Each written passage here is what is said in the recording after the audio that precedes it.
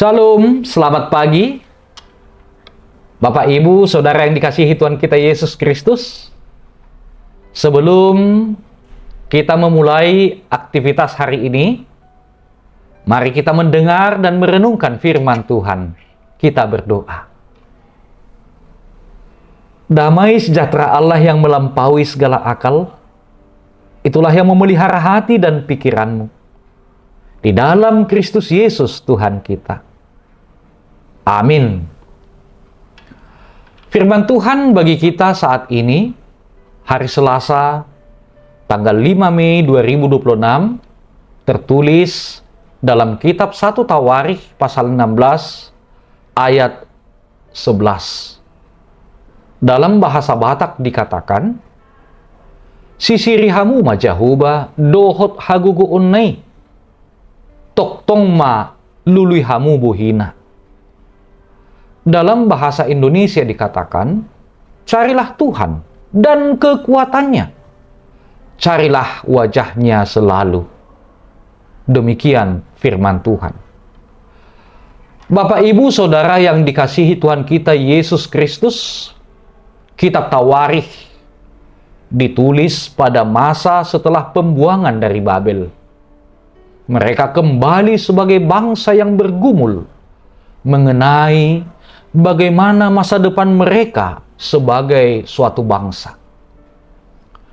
Untuk membantu bangsa Israel dalam kondisi yang sangat memprihatinkan itulah kitab Tawarikh ditulis sebagai jalan untuk menuntun, memulihkan, dan menyadarkan mereka kembali sebagai umat Allah.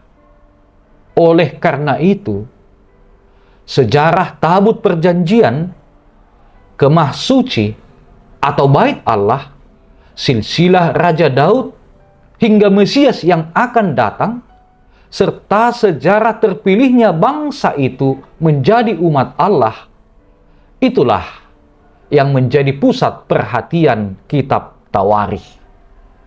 Artinya, kitab Tawarikh bertujuan untuk meyakinkan bangsa tersebut bahwa meskipun jumlah mereka sedikit, meskipun mereka pernah terbuang dan baru kembali dari pembuangan Babel, mereka tetaplah umat Allah.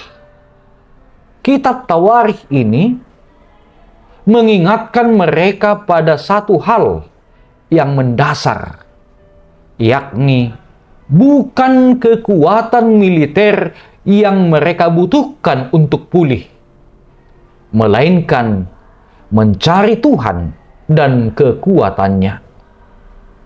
Melalui kesadaran itulah diharapkan mereka tetap berperilaku dan bertindak sebagai umat Allah yang setia kepada Allah.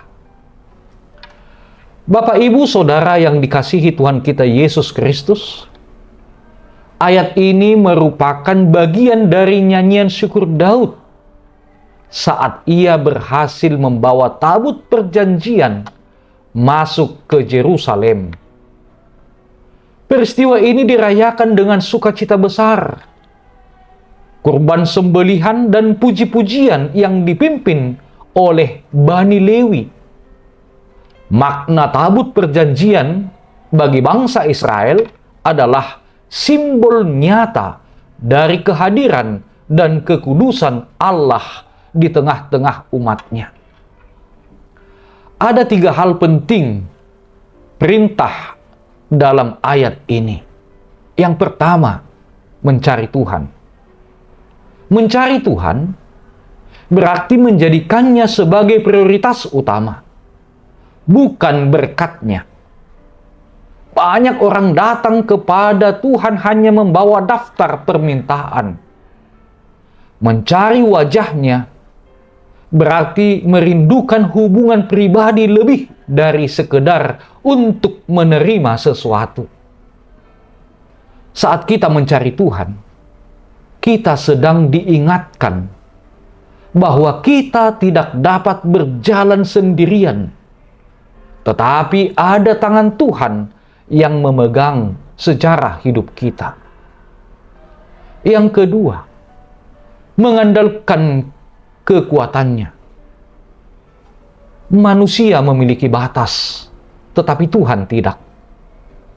Kita bisa lelah secara mental dan fisik. Namun untuk bertahan bukan dengan memaksakan diri, tetapi mengakui kelemahan dan membiarkan kuasa Tuhan yang bekerja. Saat kita memilih untuk tetap datang kepada Tuhan, disitulah kekuatannya mulai bekerja dalam hidup kita.